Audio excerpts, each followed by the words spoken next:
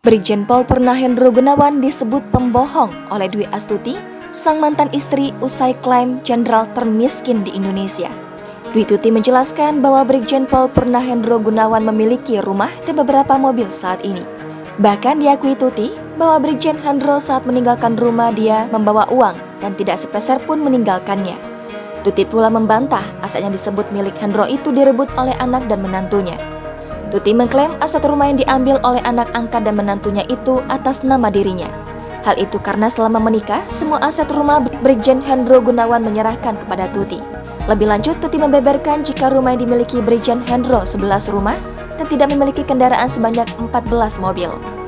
Menurut Tuti, harta yang telah diberikan kepada anak angkat itu atas kemauan Brigjen Hendro sendiri.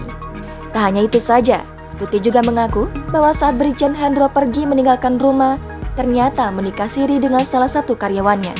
Lebih lanjut, Tuti juga mengaku bahwa dirinya pernah mempergoki mantan suaminya itu bersama wanita lain. Sementara Tuti juga membantah pernyataan Brigjen Pol Hendro terkait membantu memasukkan menantunya perwira polisi.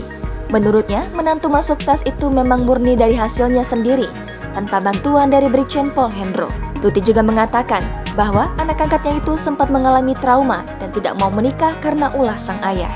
Lebih lanjut, Tuti berharap Brigjen Pol Hendro untuk berlaku jujur dan menyadari perbuatannya. Jangan lupa subscribe, share, komen, dan like ya!